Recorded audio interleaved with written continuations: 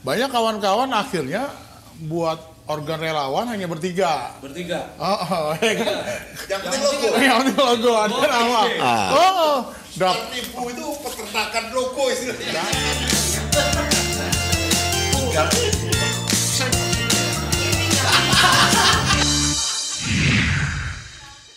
Meja makan. Kita kembali di meja makan untuk makan-makan dan berbincang-bincang di meja makan.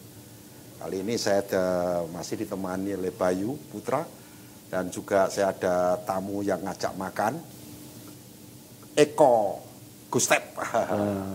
Silahkan. Kemudian juga Pak Freddy, Opung Freddy, tapi Pak Freddy lebih pas karena masih muda katanya. Jiwanya muda, usia. Muda. Karena umur itu ada dua, historis dan biologis. Nah, biologisnya dia masih muda, historisnya udah sepuh.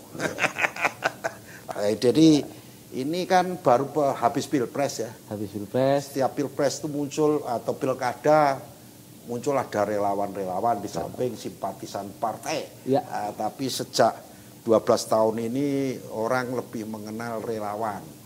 Istilah baru itu muncul di 2012 ya kalau nggak salah. Gimana Mas Eko menanggapi Mas Eko ini ketua Guntur, Ganjar untuk rakyat. Ganjar untuk rakyat. Kalau Pak Freddy, ketua Prabowo Nusantara ya. Prabowo Nusantara. Pilpres sudah selesai, relawan bersatu di meja makan. Di meja makan. Untuk makan-makan. Untuk apa ribut? Iya. Yang penting makan bersama. Iya. Jangan sama-sama dimakan. Itu kuncinya. Makan bersama. Daripada sama-sama dimakan, sebaiknya kita makan bersama. Mari silakan. Lebih memakan. Gimana, Mas Eko? Ya. Ceritakan, apa itu? Ngapain jadi relawan itu? Kenapa nggak jadi tokoh partai sekalian tanggung? Ya, gimana? Silakan. Ya, makasih. Ini Pak Kris sama Mas Bayu senior nih, senior saya. Ngerti dunia relawan, beliau yang ajak Pak Kris. Jadi memang dasarnya hobi sih, dasarnya politik itu juga hobi. Terus kenapa relawan yang kita ambil? Kalau partai politik kan platformnya ada tuh, fatsunya ada dari ketua umum, dari pengurus-pengurus, dan terikat dengan satu garis yang sudah di ini. Nah kalau relawan kan bebas, lebih cair ya, lebih enak, bergaul kemana juga masuk ke partai masuk ke partai yang lain masuk, selama partai itu satu visi dan misinya untuk kepentingan saat itu kita siapa dukungan yang jelas lah. Ini kan orang relawan muncul di pilpres aja. Iya. Setiap muncul pilkada pilpres relawan A, relawan B. Jadi ketika ada perbedaan, ketika ada hari ini di sini, hari berikutnya di sana, itu sah-sah aja, biasa. Kenapa biasa-biasa? Karena masing-masing punya pilihan. Nah itulah relawan. Merdeka ya. Kalau partai, nah ini harus ikut. Seandainya dia keluar, harus. Seandainya beda pilihan ya harus keluar dari partai. Satu contoh kemarin ada beberapa yang dikeluarkan dari partai karena beda pilihan. Nah itu bedanya. Jadi memilih gerakan melalui relawan dalam mendukung capres karena ingin ketidakketerikatan lah kira-kira. Tidak keterikatan, tetapi bukan berarti antipati dengan politik. Senang berpolitik, ingin terlibat dalam partai politik tidak, tapi dalam politik praktis pemilihan presiden ingin terlibat. Kira-kira begitu ya. Kira-kira. Gimana Pak Freddy? Kok mau di relawan nggak di partai sekalian gitu? Sedikit Pak, saya sampaikan tentang saya terjun ke relawan. Awalnya saya ikut di partai politik, Partai Peluru Rakyat Nasional. Jabatan saya Ketua Satgas DPP se-Indonesia. Ulangi partai? Partai Peluru Rakyat Nasional. Ya, gitu loh. Bersama dengan mendukung pada saat itu SBY. Susilo Bambang Yudhoyono. 2009. 2004 lah awalnya itu sampai 2009 kan. Di situ saya ikut relawan. Setelah PPRN tidak masuk Senayan, Tidak masuk Senayan. saya tinggalkanlah partai itu. Tinggalkan partai. Berangkatlah saya ke kota Medan mendukung Jarod Sihar. Disitulah saya membentuk relawan ini, relawan Horas Indonesia pertamanya, Pak. Jadi untuk Di gubernur ya. wah, di gubernur. Tetapi saya ikut di Jokowi adalah dari Batak kelahiran Jakarta, yang lambangnya logo Sisingamangaraja, pahlawan nasional. Setelah saya bergabung di BKJ Batak kelahiran Jakarta, bergabung saya ke Barajepi. Setelah di Barajepi saya lihat posisi itu, ya, saya buka lah relawan Horas Indonesia. Bergabunglah menjadi mendirikan suatu badan organisasi relawan Jokowi Horas Indonesia. Dengan nasib menang Jokowi. Sampai dari situlah awalnya saya menjadi relawan Pilpres. Pada saat relawan gubernur, disitulah saya alami kewalahan. Relawan itu datang dari Jakarta ini semua banyak relawan Jokowi untuk membela Prabowo membela si Jarod Sihar. Cuma nggak mungkin lah pemilihan gubernur tidak ada duit. Datanglah berkelahilah antara abang adik Sihar sama Sabar. Yang sekarang si Sihar di PDIP menjadi DPR RI kalau nggak salah. Jadi mendukung dia lah kita. Sehubungan karena mereka ini sudah namanya top, PDIP pada saat itu kan di atas kertas sudah harus menang. Sudah harus menang. Tiba-tiba ini Ramayadi menang. Ya, keluar. Baliklah saya ke Medan. Terjadilah menjadi relawan Horas Indonesia membela Jokowi, Pak. Jadi pilihan ini karena di partai politik nggak jalan, baru pindah menjadi relawan, kan begitu kira-kira ya. Bukan relawan dulu, baru ke partai politik. Tapi intinya adalah berpartai politik, tapi karena partai politiknya tidak laku dijual masyarakat atau tidak didukung oleh masyarakat, akhirnya mencari celah lain untuk bergerak. Kira-kira seperti itu ya? Ya, tetapi pada saat saya sudah menang, teringat saya di dalam perjuangan itu, Pak, yang kita alami relawan itu, sampai saya mau cerai dari istri. Wah, kenapa itu bisa sampai cerai? Kalau mau cerai kenapa? Karena uang habis. Jangan disangka di relawan itu gampang. Enggak, kalau memimpin satu relawan, kalau nggak ada uangnya ya susah. Bagaimana memimpin anak? Lama-lama kampak ke kepala kita. Coba dulu Bapak sebagai ketua relawan, anak buah Bapak merokok. Bapak merokok, tapi nggak ada rokok ketua. Bagaimana itu? Ini yang perlu. Yang ke bawah itu yang kita perlukan. Bahaya kalau kita nggak pedulikan ke bawah. Jadi mendirikan relawan, kalau nggak punya uang susah lah prinsipnya gitu lah ya. Jadi seperti organisasi-organisasi yang lain lah. Walaupun ini sifatnya ad hoc, tapi ada yang suka yang dipermanenkan dan sebagainya. Gimana kalau Mas Esko? Ya, sebetulnya dinamika relawan ini rame nih ketika dari awal Pak Jokowi masuk itu sudah mulai rame ya. Ya. Kencang orang. Jadi sekarang ini bayangin saja. Saya nggak tahu di relawannya Prabowo. Di relawannya Prabowo berapa jumlah yang terdaftar. Ya kan? Kalau di relawannya Ganjar hampir ribuan katanya di TKPP terdaftar. Saya juga bingung.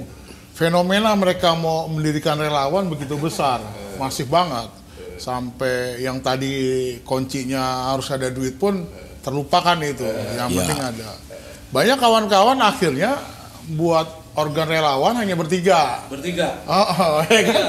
Yang Yang penting penting logo. ada logo KSB. Jadi sekian ribu itu peternakan logo istilahnya. Daftar lah kalau di tempat saya tuh di TKPP. Daftar.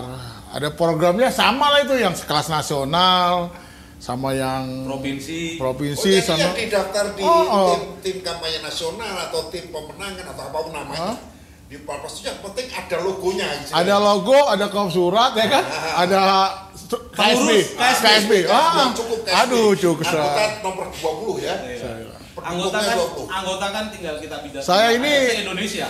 Guntur dengan keterbatasan tentunya udah 20 provinsi, Pak, kita bentuk di seluruh provinsi. Dari yang 20 provinsi dari 16 ya kita datangi langsung. Kita datangi langsung. Artinya perjuangan juga luar biasa.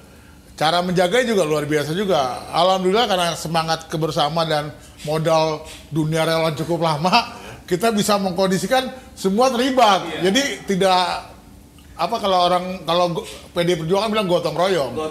Jadi saya bisa menciptakan itu dengan teman-teman di daerah. Banyak jurus lah yang bisa dipakai lah ya. Kalau yang nggak punya pengalaman, habis itu. Boncos itu. Yang penting relawan eksis, masuk media ya, logonya dipasang di mana-mana. Karena kemarin kan kita lihat bahwa relawan itu dianggap juga sebagai jembatan, sebagai sebagai bagaimana cara untuk menduduki posisi tertentu. Ya ada menteri, ada menteri, komisaris. Kalau di zamannya Pak Jokowi dulu relawan itu cenderung kalau relawan yang berhasil itu jadi komisaris. Nah, sekarang udah naik nih levelnya nih. Menteri. Nah, apakah di Pak Prabowo ini ada atau tidak? Ada atau tidak itu nggak tahu kan. Karena kita juga fenomena relawan di tubuh Pak Prabowo ini kan cukup baru. Jadi kita melihat bagaimana ini peran relawan di tubuh Pak Prabowo. Tapi itu kayaknya dibicarakan di meja makan yang lain tuh. Ya.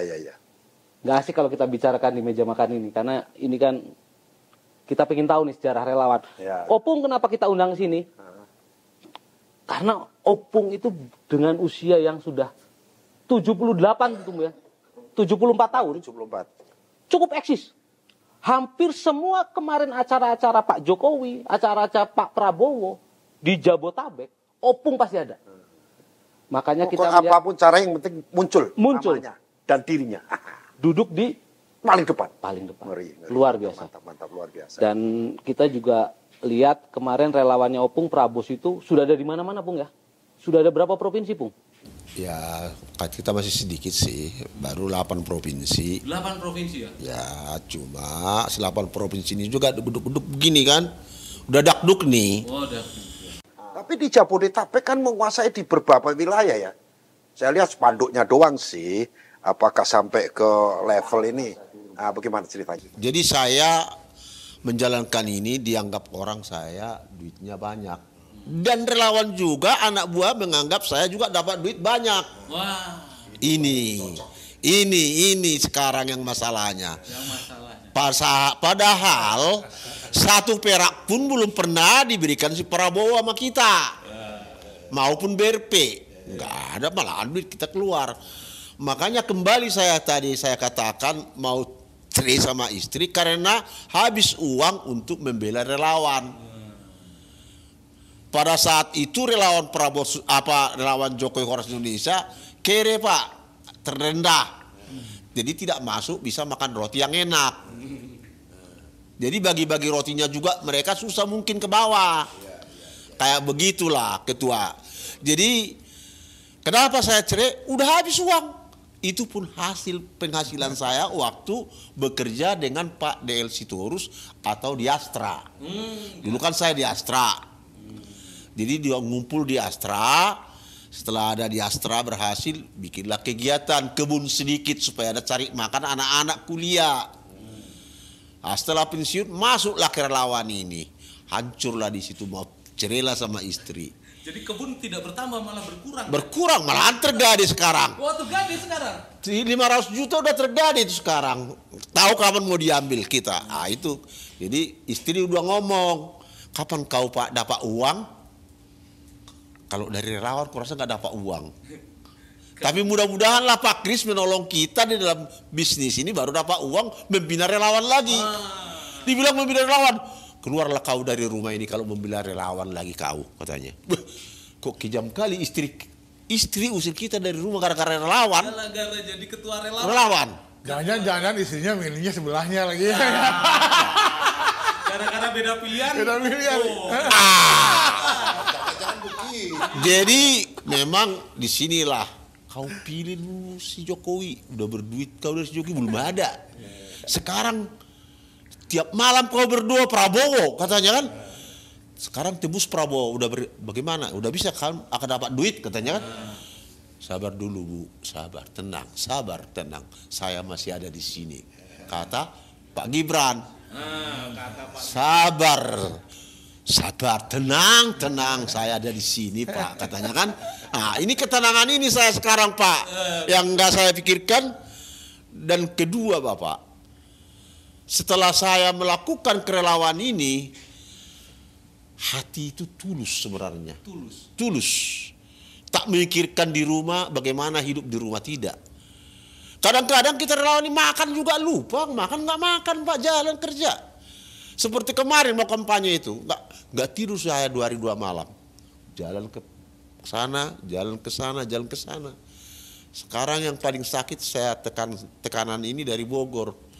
Karena 1 orang pun mereka nggak datang ke Senayan. Menuntut mereka ini 1.000 orang sekarang Bang, Pak Kris. Menuntut kau kasihkan kaos kemana, hampir kaos dari Bapak hampir 1.000 ke Bogor itu dah 1.000, baru 1.000 lagi ke sini Sumatera sama Banten gitu. Jadi Opung ya, harapan Opung tuh setelah Pak Prabowo presiden apa nih? Ya mudah. Untuk relawan Opung. Untuk relawan saya tetap menjawab, sabar dulu, kita dapat apa nanti kita bareng-bareng sama makan.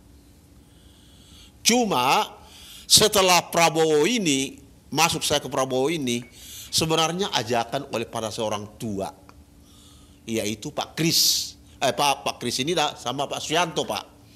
Saya dulu ke Muldoko, masuk ke Muldoko, dorong Muldoko. Muldoko gak ada partainya. Datanglah Pak Suyanto, Uban Alam Goib ini. Mas Predi, kita arahkan ke sini. Kemana? Karena dia orang Jawa. Orang Jawa dia. Jadi bahasanya harus gimana? Mas Predi katanya. Ya, kita ke Prabowo. Mas Eko, relawan itu berguna nggak sih dalam pemilu atau pilkada atau apa? Terus Atau pilpres. Perannya itu segimana? Peran relawan itu sebetulnya? Ya sangat besar banget. Sangat besar, ya? Karena gini, bicara pilpres hari ini kan jadi satu nih, antara pilpres dengan DPR MPR. Dan saya bilang dijamin partai itu akan fokus urusan diri sendiri, DPR-nya, pileknya. Dan alhasil hanya relawan yang jadi fokus di sana. Kalau cerita itu kan dampaknya sangat besar banget kan, relawan, peran relawan sangat besar. Terlepas siapa yang menang, siapa yang kalah, artinya semua relawan punya jasa untuk paslon yang didukung. Itu yang paling utama. Yang pertama itu. Yang kedua, bahwa relawan sendiri menjadi martir dan pion, itu semua jadi, ya tadi karena bebas merdeka itu, jadi dia bisa, satu sisi bisa jadi pion, satu sisi bisa jadi martir. Jadi memang relawan ini nggak bisa ditebak juga. Saking nggak bisa tebak, kita nggak tahu nih main 2 kaki atau 3 kaki. Jurusnya banyak ya. Oh itu, total main 2 kaki. Kalau yang 3 main 3 kaki kita nggak tahu. Tetapi itulah dinamika relawan yang saya sampaikan tadi, bahwa kebebasan relawan memainkan perannya itu sah-sah saja. Tidak ada rambu-rambu yang menggarisbawahi, misalkan kayak Guntur gitu kan. Dan saya melihat ada mirip-mirip antar semua relawan. Di Horas Indonesia, di 01 ada juga Horas Indonesia. Di 03 ada juga Horas Indonesia. Ada juga relawannya. Guntur belakang. Di saya Ganjar untuk Rakyat. Ya kan, sebulan yang lalu saya cek di Google, apaan nih, saya ditutup lah main trafficnya. Main traffic. Keluar Guntur, Garuda untuk Rakyat. Saya bilang, ya itu sah-sah aja. Itu tadi kebebasan berekspresi, kebebasan berrelawan, tentunya menjadi poin sendiri. Artinya begini, bahwa demokratisasi di era sekarang ini sangat luar biasa. Sangat luar biasa. Artinya tidak ada demokrasi tertutup, tidak ada kediktatoran, tidak ada apapun. Karena bukan hanya partai politik sebagai pilar politik, peserta pemilu yang bermain di dalam mensukseskan paslon presnya, atau bahkan pilkada sama. Kalau dulu disebut tim sukses, sekarang ada disebut relawan. Kira-kira seperti itulah. Relawan. Kalau dulu pengertian tim sukses itu dibentuk oleh calon. Ya. Sedangkan kalau relawan berangkat dari masyarakat yang mendekati calon, kebalik. Ya. Kalau tim sukses dibentuk oleh paslonnya, udah terstruktur, tim. Tapi hampir sama. Hampir sama. Ya 11-12 beda dia tipis. Ada juga yang perbedaan prinsip juga ada. Khusus untuk calon-calon tertentu dan kepentingan tertentu. Saya kira begitu ya. Tetapi apapun, relawan tentu, pimpinan relawan, bukan relawan, tentu punya banyak motif. Nah, motivasi apa yang pasti ada kepentingan dan motif. Tanpa kepentingan dan motif dari pimpinan relawan ataupun anggota relawan atau relawan itu sendiri, nggak mungkin. Motif. Motifnya apapun dia punya. Ya yang jelas, untuk apa dia mendukung paslon itu ya? Kan gitu kira-kira ya. Apalagi sekarang di 01 ribuan. Ya. 02 ribuan. Ya. 03 pun ribuan. Jadi ribuan sekali. Puluhan ribu ini relawan di Indonesia nih. Organ relawan di Indonesia tadi, nih. yang penting KSB. KSB. Ketua Sekretaris Bendahara. Logo. Alamat kadang sehari hilang juga. Hilang juga. Kop surat lah. Kalau alamat setelah pilpres hilang. Iya. Dicari kantor nggak ada. Iya. Itu gabung bisa. Tapi kalau saya lihat ya, relawan itu kenapa sangat dibutuhkan dalam konstelasi pemilu ya? Karena narasi-narasi relawan tuh liar. Ya. Dan kadang-kadang narasi-narasi itu tidak sanggup diucapkan atau kena beril kalau diucapkan oleh partai. Ya, kalau partai bisa kena Bawaslu. Bisa kena Bawaslu, bisa kena pidana. ADART partai. Tapi kalau relawan sebebas-bebasnya ngomong sesuka-sukanya. Itulah mungkin. Inilah kebebasan di era demokrasi. Ya. Sehingga relawan muncul. Ya. Nah, ini artinya bahwa tidak benar kalau demokrasi itu dikerangkeng, demokrasi itu dikhianati, nggak benar. Ya. Faktanya ada relawan.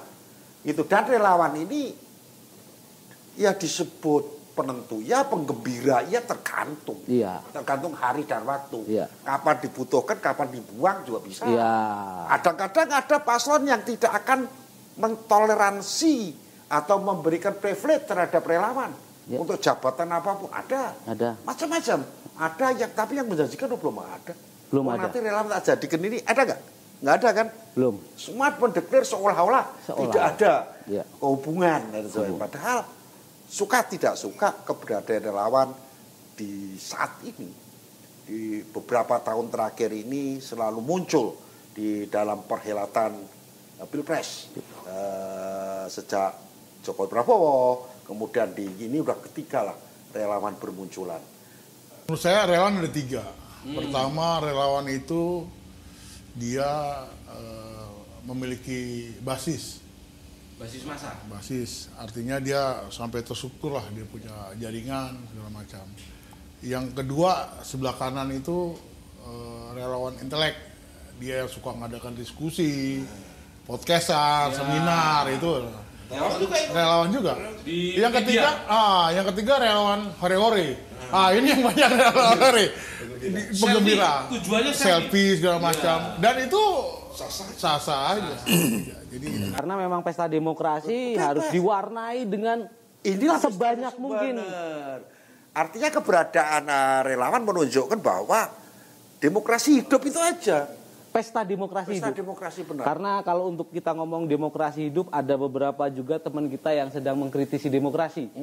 Kayaknya kita nggak asik kalau lari. Karena dia bukan relawan. Oh, bukan relawan ya? Bukan relawan ya? Bukan relawan politik. Oh, bukan dia relawan. Pemain politik. Kalau relawan, saya kira, kalau Anda mengkritik demokrasi, Anda kenapa jadi relawan? Ini relawan, ini kan relawan politik sebenarnya. Iya. Jadi hampir dapat dipastikan yang mengkritisi kondisi demokrasi pasti bukan relawan. Bukan relawan. Pasti bukan. Dia pasti politisi yang berseberangan dengan pemerintah. Itu yang sedang berseberangan hari itu. Besok enggak berseberangan. Artinya hari itu diucapkan saja. Tapi kalau murni relawan politik, mengkritisnya santai. Kritis tetap. Karena bagi relawan, pemimpin kita pilih, pemimpin kita taati, pemimpin kita kritisi. Jadi justru berpenguasa dikritik, bukan demokrasinya yang dikritik. Karena kalau demokrasi ini tidak jalan, tidak akan ada relawan. Bagaimana Anda mengklaim relawan gitu loh kira-kira. Itu totaliter, harus partai gitu. Tapi baru-baru ini Pak Kris, akhir-akhir ini kulihat bentuk relawan itu sudah mulai bergeser dalam hasil kasa, strukturalnya itu harus perlu. Akhir-akhir ini ternyata di TKN itu juga menerima relawan itu harus lengkap. Kalau dulu di 01 terakhir Pak Jokowi kan bebas saja. Yang seperti Bapak bilang. Oh, sekarang verifikasinya sudah meningkat. Meningkat. Seperti Bapak bilang, memang ada itu. Relawannya TKXP, mobil kantornya di mobil. Selesai sudah, dapat bagian ambil, ada uang kopi ya terima itu aja. Seingat saya dapat uang kopi dulu waktu relawan Jokowi. Kamu ambil relawannya. Tapi dibandingkan 1,5 juta uang kita keluar udah jauh berbeda. Udah jauh dong. Kita melakukan relawan itu di mana-mana harus kita jabani mereka. Disitulah kehabisan uang itu. Baru pun sadar sekarang nggak punya uang baru minta segan. Kayu sudah mulai habis, Opung. Ya, jadi gitu. Ya kita pemilu dulu ya. Ya. Pembicara minum dulu. Silakan. Nah, ini pemilu nih. Silakan. Ketepatan saya Pak, bukan apa-apa. Pas hari ini saya puasa Senin Kamis. Saya selakukan agar fisik saya juga agak kuat sedikit. Baik, saya kira cukup dulu kita selesaikan bincang-bincang kita tentang relawan dan kerelawanan. Karena waktu juga. Siap. Yang penting kita tetap sehat. Tetap rela? Tetap rela, jangan melawan. Sekali-kali juga melawan. Iya.